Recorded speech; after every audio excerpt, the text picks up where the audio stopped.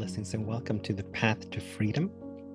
Once again, this beautiful path where we get to hang out in high-minded fellowship in a beautiful community where we get to set ourselves free from that which no longer serves, the small, the limited, that which is holding us back, that which is keeping us stuck where we are, so that we get to set ourselves free to expand, to grow, to shine, to glow, to soar in ways beyond anything that we've ever imagined, anything that we've ever experienced.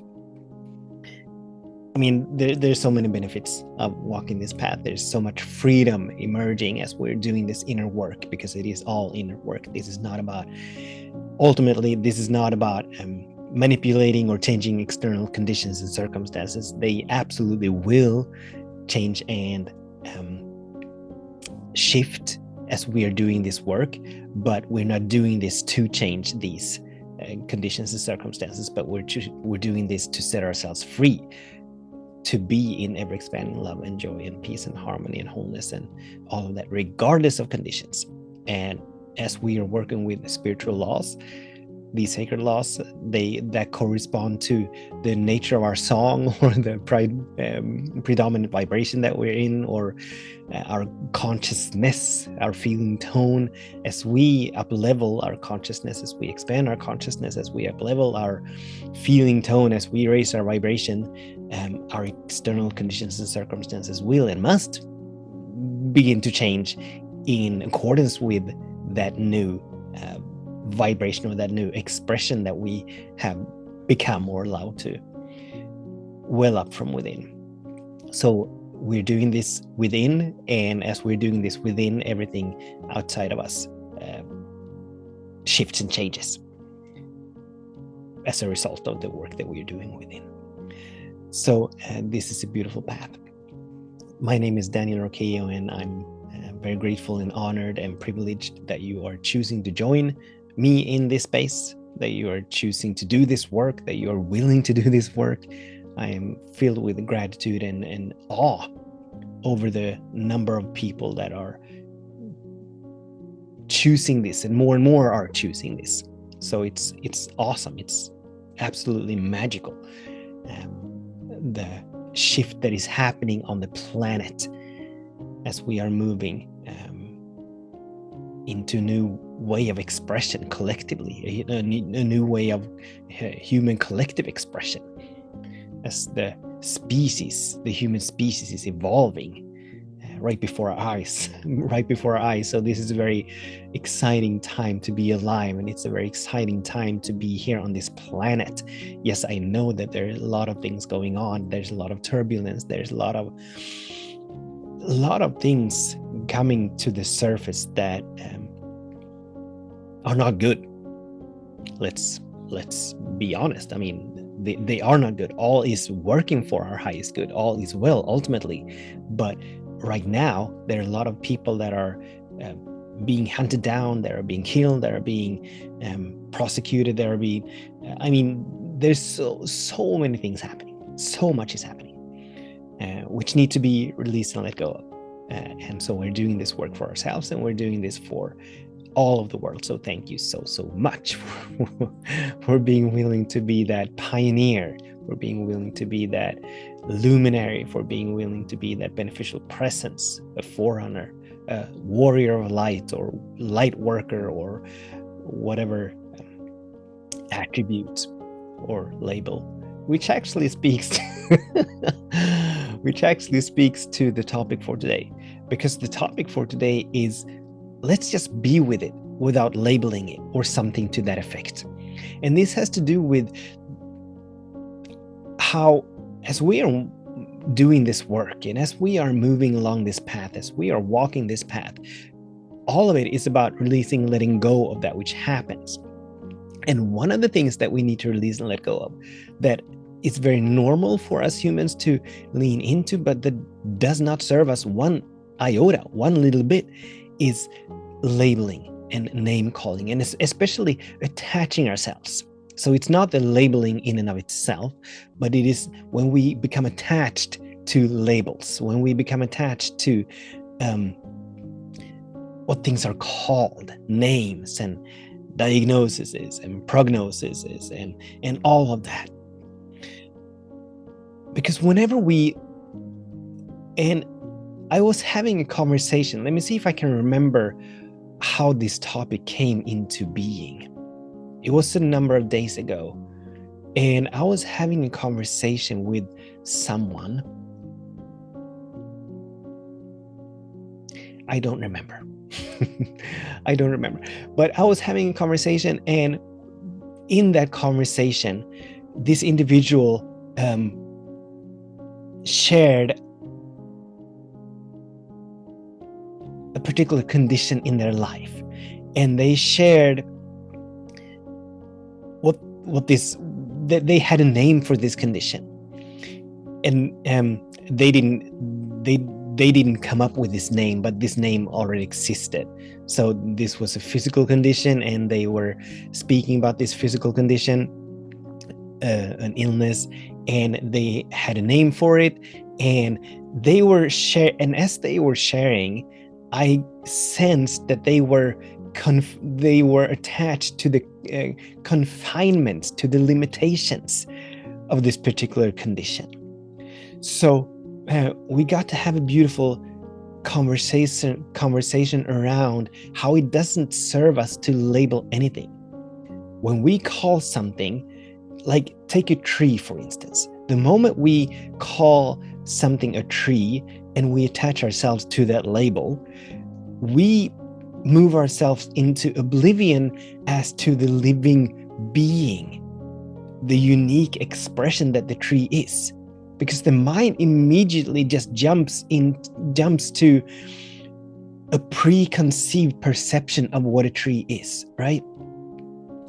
A tree is something that has branches. A tree is something that has leaves. A tree has, and let's say that it is a birch tree. Well, a birch tree looks like this.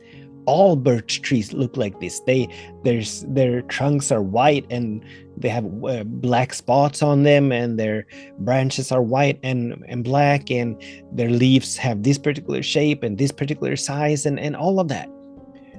So when we label something and attach ourselves to labels, and this goes for ourselves, I mean, we can label ourselves as young, we can label ourselves as old, we can label ourselves as skinny or fat or overweight, or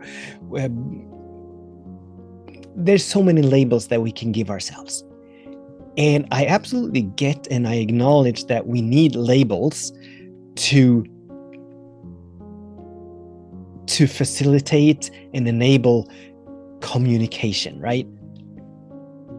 But once we slap a label onto something and attach a preconceived meaning to that label, we are losing ourselves in that label. We are limiting ourselves to that label. So we're wise not to call anything. I mean, there a while ago, not a number of years ago, but about a year ago, a phrase came to me. The phrase, everything is nothing until we make it something. And that is so. The moment we attach something, the moment we attach qualities or attributes or names or labels to something, the mind contracts itself, confines itself to those attributes, to those labels, to those names. And we confine ourselves. So we want to set ourselves free from the labels. We want to be present enough to witness and observe what it is that we are experiencing. So if we are experiencing a particular, let's say a health condition, an illness or disease, rather than calling it whatever, why not just witness and observe the feeling tone of it? Why not witness and observe the qualities of it, the sense of it? So that allows us to, as this individual, they were sharing about this condition, and they had been in touch with the medical system, and they had been speaking to a doctor or doctors, I don't remember. And so they had been given a map over this particular condition. They had been given what to expect. This is how this condition plays out. This is how this disease unfolds, right?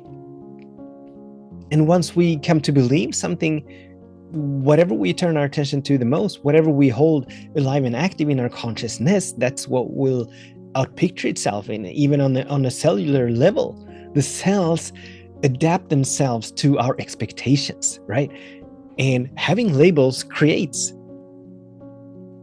and facilitates expectations, because now we know what to expect. Now, as we know what this is, now we know what to expect.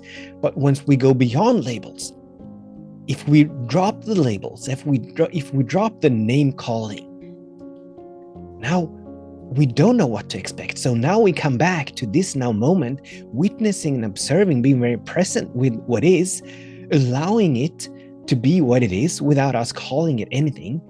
And this allows us to go beyond whatever labels the society or culture or the medical system or the financial institutions or whatever have come up with. Now we have set ourselves free to choose our own perception. Once we buy into labels, that's a preconception that we buy into. But going beyond labels, now we're free, we're setting ourselves free to have our own perceptions. We're setting ourselves free to have our own stories around what is possible. I'll always remember a friend of mine who at one point was diagnosed with this particular type of cancer. And she went through the initial examinations and all of that. And she began, and the doctors were telling her, or her doctor was telling her, this is what to expect, and this is how this is going to play out, and this is how this is going to work, and all of these preconceptions. Because this doctor, he was steeped. I mean, he had cancer patients for many years. I mean, he was considered an expert where cancer was concerned, this type of cancer was concerned. So he knew. He was an authority, so he knew, right? But my friend did not buy into these preconceptions. She didn't buy into what he explained to her as to the truth of the unfolding and the playing out of this particular cancer. She held fast to, I am a perfect, unique, whole, complete expression, emanation of this loving presence that is all there is. She held fast to, this is passing, this is not permanent, this is not terminal. I don't care about the prognoses. I don't care about past non-remissions and past experiences. I know that there is one divine intelligence. I know that wholeness is here. I am a unique, perfect, whole, complete expression of infinite wholeness and harmony and health and vitality. So she began, my friend, she began educating the doctor. She began guiding him into releasing the labels, into releasing the preconceptions for this particular cancer, where her condition was concerned, where her future was concerned. And over a period of time, completely in non-alignment with the doctor's initial predictions, the cancer began to dissolve. And it continued to dissolve. And it continued to dissolve until at one point it was completely gone. This was not what the doctor had predicted. This was not what he said was to be expected. But this was in complete contradiction to that. He said that the cancer was not ever going to go away. He had labeled it as terminal. She proved him wrong because she did not buy into the labels, the predictions, the expectations that the doctor had. She went beyond the labeling. So we are so wise to set ourselves free. We're so wise to, and that's the invitation for us today, to become aware of where we are attaching ourselves to any label, to any story, to any belief, to any judgment, to anything. Where are we attaching ourselves? To something that is limiting, to something that is small, to something that is not, that doesn't serve us, that is keeping us stuck where we are. It can be a blame story, it can be anything, a victim story, anything. Where are we holding? We are not holding ourselves hostage. Where are we giving permission for a condition, a circumstance, a label, an expectation, a judgment, an opinion to hold us hostage, to hijack us, to keep us trapped in the small and the limited? That's the invitation for us today, to just witness and observe. Where are we attaching ourselves? Where are we identifying with something that is not in alignment with the good that we wish to experience? So that's the invitation for us, so that we may begin to set ourselves free. And the questions for us to ask are, so what is it that I need to release and let go of to set myself free? To go beyond this label, to drop this label, to go beyond this story, this belief. What is it that I need to release and let go of? Or the other side of that flip coin is, what is it that I need to cultivate within myself? Perhaps we need to cultivate practicing the presence, cultivate the art of witnessing and observing the content in our minds that flows through our minds, not attaching ourselves to it, not identifying with it, just witnessing and observing, embracing and allowing it to be, and then turning our attention toward that which does serve us. Perhaps it is just leaning more into trusting and surrendering, trusting the benevolence of this loving presence that is all there is, trusting the perfect unfoldment that is always happening, trusting that we're always guided and moved and led, trusting that we're always sourced, fueled, funded, or whatever the case may be. The purpose of these invitations and these questions is for us to set ourselves free, to shine, to soar, to glow, to set ourselves free to forever love for greater and grander expressions of who know we are. Not to fall prey to what someone else believes that we can do. Not limit ourselves to what we ourselves are telling ourselves is possible for us in our lives, but to go beyond what is possible, to live in the field of infinite possibilities. That's the whole purpose.